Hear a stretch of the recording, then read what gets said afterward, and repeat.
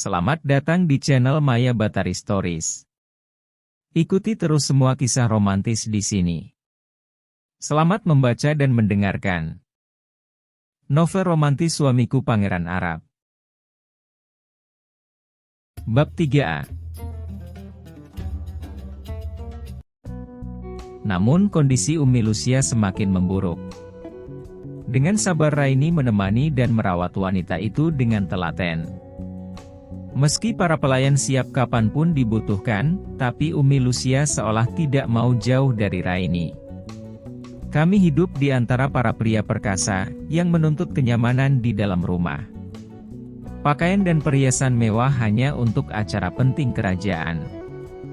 Kami menghias tubuh hanya jika ada acara penobatan raja baru, pernikahan anggota kerajaan, atau kelahiran bayi keluarga.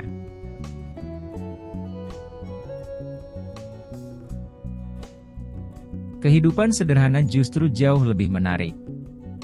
Karena tidak ada perasaan saling iri dan benci, ketika sudah ada jurang pemisah dalam strata sosial suatu masyarakat. Kau juga harus pandai memasak seperti wanita lain di Haram N. Kecuali Azizah yang lebih memilih memoles seluruh tubuhnya. Gadis itu menyangka jika kecantikannya akan meluntur, ketika harus berurusan dengan bau asap dan keringat.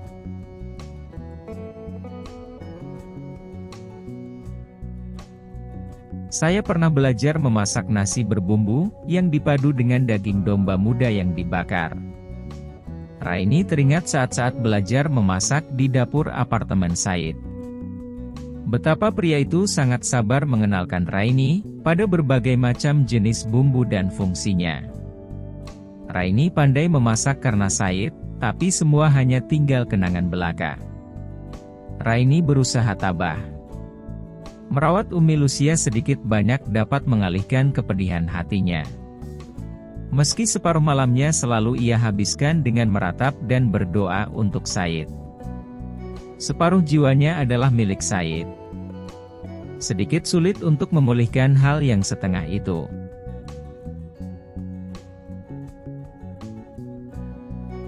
Belajarlah lagi.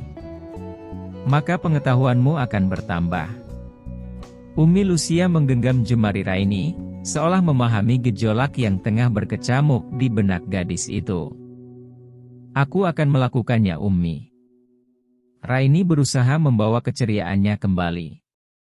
Kondisi Umi Lucia semakin memburuk karena jantungnya semakin lemah. Raini tidak ingin wanita itu ikut menanggung beban lebih banyak, dengan memikirkan kehilangan yang dialami dirinya.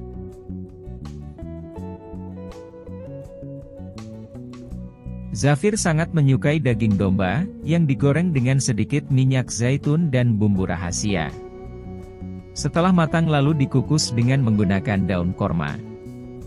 Rasanya sungguh sangat lezat. Lucia menjelaskan dengan lirih. Aku akan memberikanmu resepnya. Aku berharap suatu hari kau mau memasak untuk putraku. Tentu saja, Ummi. Aku akan menerima dengan senang hati. Tapi aku akan membuat bukan hanya untuk Zafir, tapi juga untuk Umi. Raini berbicara penuh semangat. Tentu karena ia sudah lama tidak menginjakkan kaki di dapur. Rasa rindu akan bau rempah-rempah dan aroma nasi hangat, membuat adrenalin Raini seperti terpacu.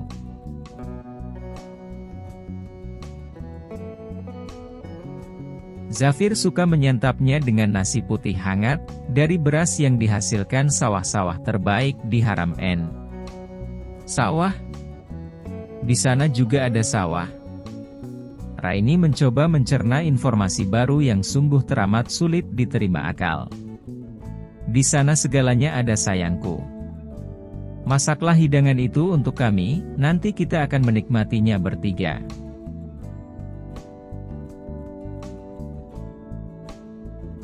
Ada banyak harapan di dalam ucapan itu.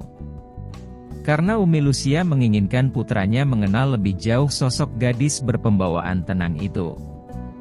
Meski masih dalam hitungan hari, penglihatannya sebagai orang tua dapat menyimpulkan banyak hal dari Raini. Gadis itu sederhana, pemberani, dan cekatan. Wajahnya jangan dikata lagi. Raini memiliki pesona seorang Dewi Kahyangan, yang dengan sekali kedip maka para dewa akan bertekuk lutut di kakinya. Namun bukan itu yang membuat Lucia menaruh harapan besar. Raini akan dapat menghangatkan sifat Zafir yang dingin, dan cenderung terlalu maskulin.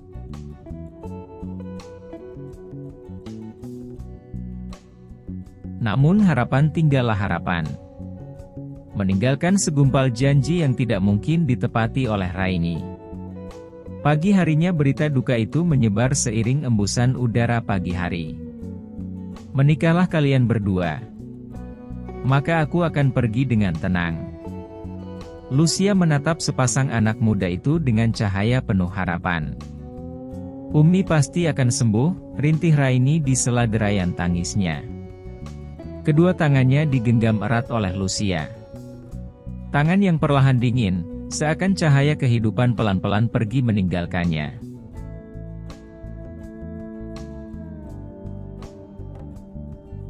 Zafir, maukah kau menuruti permintaan ibu sayang?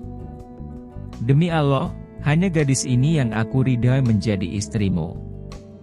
Zafir masih membeku di tempat. Mata birunya berpendar dengan ribuan emosi. Sungguh Zafir tidak memiliki rencana untuk menikah secepat ini. Jantungnya memang bertalu tidak normal, tiap berdekatan dengan makhluk setengah bidadari itu. Selama ini hal bodoh yang ia lakukan adalah menghindari sesedikit mungkin pertemuan dengan Raini. Ibu tidak memiliki waktu untuk menunggu lagi.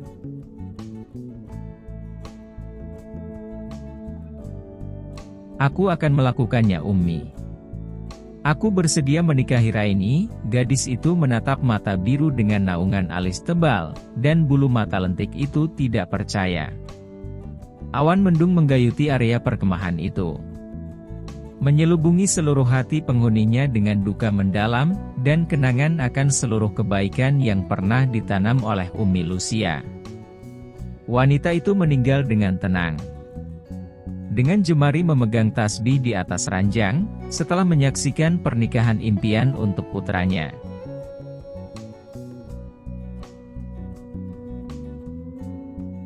Setelahnya mereka disibukkan dengan upacara pemakaman Lucia.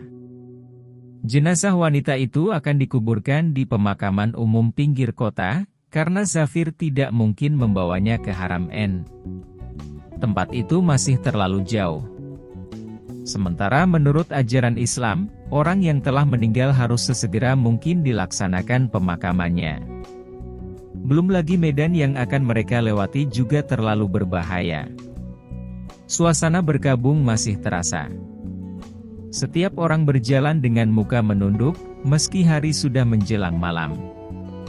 Raini juga masih mengurung diri di tenda semenjak pulang dari pemakaman.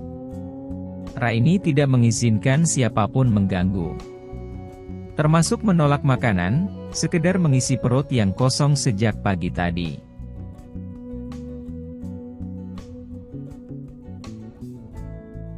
Raini memutar-mutar cincin bermata batu rubi merah delima, yang melingkar di jari manis tangan kirinya. Cincin pengikat antara dirinya dan Zafir, yang dibuat dari emas kuno berkilauan. Ukurannya sangat pas dengan hiasan mewah permata yang melekat. Cincin warisan dari moyang Bani El-Taha, untuk para pengantin pangerannya. Hati Raini diliputi resah dan gelisah yang mendera. Membuatnya tidak dapat berpikir jernih. Siapa juga yang tidak mau menikah dengan pria sempurna seperti Zafir? Namun sisi hatinya yang hitam menolak keras pemikiran itu. Belum 1 bulan Said meninggal, dan lihatlah apa yang sudah ia lakukan. Sedemikian mudah Raini ingin mengalihkan hati. Rasa berdosa dan kebimbangan menyerang Raini, seperti pasukan Anubis yang diam-diam muncul dari dalam pasir.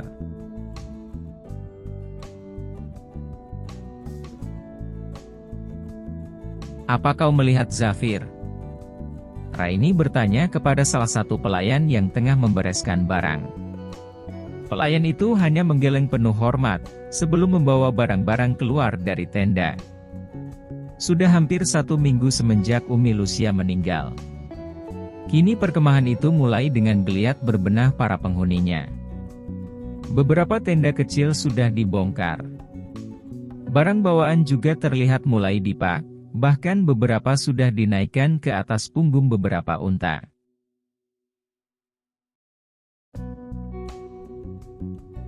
Tuan Zafir sedang pergi menginspeksi jalur yang akan kita tempuh. Apakah nantinya bersih dari pengacau atau perlu pengawalan lebih? Jelas salah satu penjaga yang berdiri di depan tenda paling besar, tenda kaum laki-laki. Raini nekat keluar dengan tubuh seluruhnya tertutup. Hanya menyisakan 2 matanya yang tidak mau dipakaikan celak tebal. Kira-kira kapan beliau akan kembali? Raini melihat beberapa pelayan laki-laki membawa beberapa batang sisya, beserta peralatan isap keluar dari dalam tenda. Mereka menaruh semua benda itu di dalam kotak kayu besar dengan hati-hati, seakan tengah memasukkan bayi baru lahir ke dalam ayunan.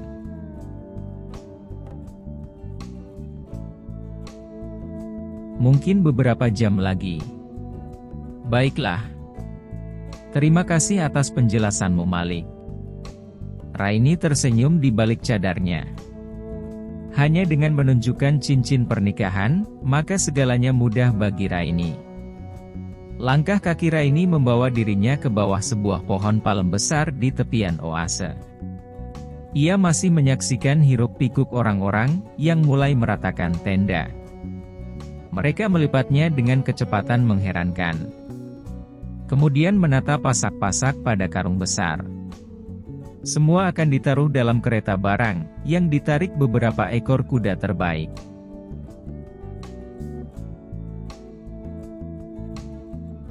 Tidak ada yang dapat dikerjakan, karena para pelayan telah membereskan semua dengan cekatan dan efisien. Kemudian tatapan mata Raini beralih ke atas permukaan air yang tenang. Siapa yang tahu apa yang ada di kedalaman sana? Raini duduk di atas sebuah batu karang yang menonjol sambil bertopang dagu. Ada banyak hal yang mengganggu pikirannya akhir-akhir ini. Termasuk pernikahan dengan Zafir yang demikian tiba-tiba.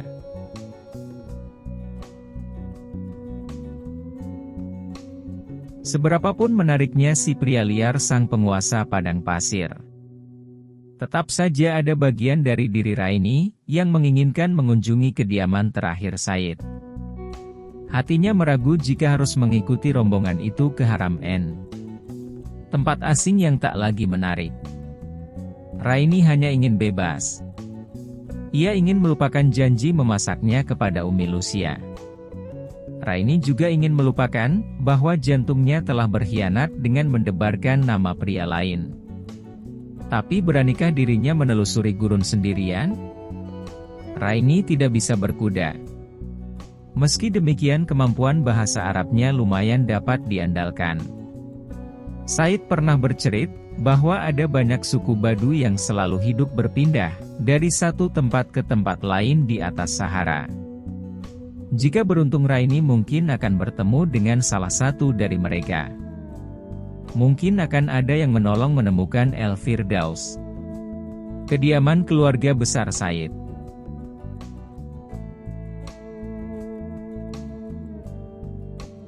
Karena pikirannya yang masih berkecamuk, Raini sampai tidak sadar ketika beberapa ekor kuda memasuki area perkemahan yang sudah setengah rapi.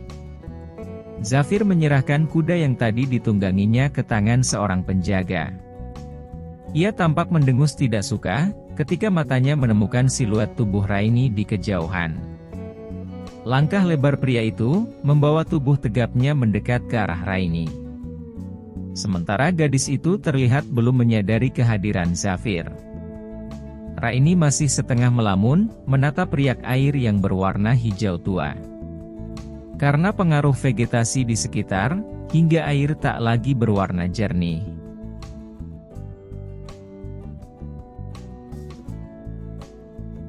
Apa yang sedang kau lakukan di sini? Raini kaget hingga terlonjak dari tempatnya duduk di tepian. Naas sebelah kakinya terpeleset, hingga hampir terjatuh ke dalam air. Untung sebuah tangan kokoh secepat kilat menarik Raini, hingga tubuh gadis itu terdorong ke depan menubruk dada keras Zafir.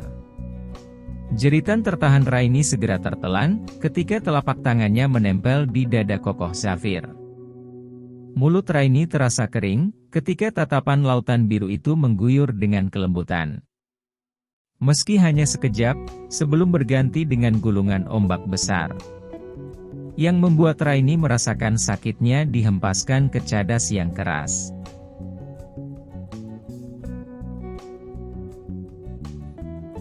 Wanita tidak boleh pergi sendirian tanpa pendamping. Tapi kau dengan luar biasa sudah melakukan pelanggaran. Apakah karena ibuku sudah tiada, hingga kau pun melupakan ajarannya? Ujung bibir gadis itu berkedut menahan emosi.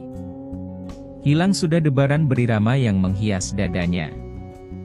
Kini berganti dengan kekesalan luar biasa, yang merasuk laksana oksigen memenuhi rongga di dalam paru-paru. Mata Raini berpijar penuh bara, bagai dapat membakar padang savana di musim panas.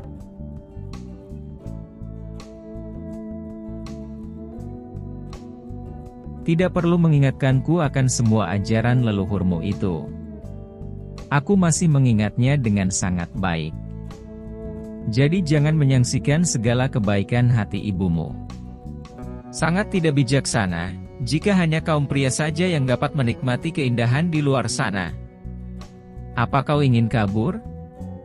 Zafir menanggapi jawaban sinis Raini dengan penuh curiga. Raini sudah melepaskan diri dari belenggu pesona liar Zafir. Ia bahkan tidak berniat meski hanya mengucapkan terima kasih. Raini masih merengut. Bibir mungilnya mengerucut tanpa kata. Sebaliknya ia justru kembali duduk di atas batu cadas yang tadi ditinggalkan.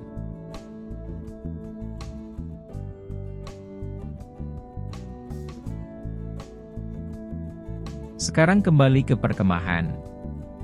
Setelah matahari tenggelam, kita akan segera meninggalkan tempat ini, hela Zafir yang entah mengapa demikian bersabar menghadapi sikap kekanakan Raini. Zafir paling tidak tahan dengan rajukan wanita. Biasanya Zafir memilih pergi dengan berbagai alasan. Meski lelah mendera, akan tetapi Zafir tidak ingin meninggalkan Raini sendirian di tempat itu. Bahaya akan selalu mengintai. Meski para pengawal pilihan selalu memastikan keamanan yang memadai untuk semua orang di dalam kabilah.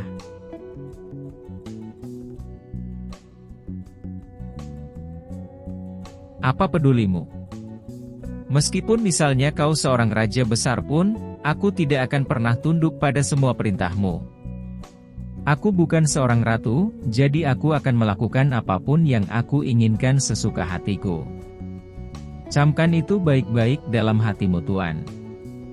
Raini berkata ketus, tanpa mau menatap pria yang masih berdiri menjulang di sampingnya. Pria itu terlihat lelah, dengan baju yang demikian kotor karena debu yang melekat. Ada rasa haru menyelinap di dalam hati Raini. Ia menyadari jika pria itu tergesa menghampiri karena khawatir dengan keadaannya.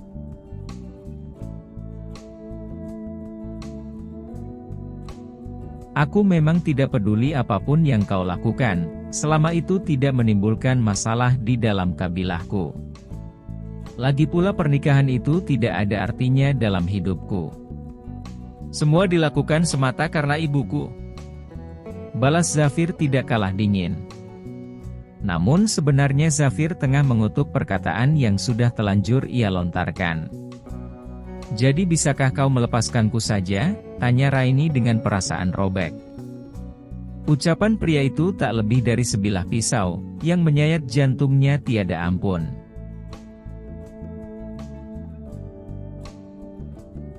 Aku harap kau masih ingat dengan amanat ibuku waktu itu. Jadi jangan pernah meminta sesuatu yang kau tahu sangat mustahil.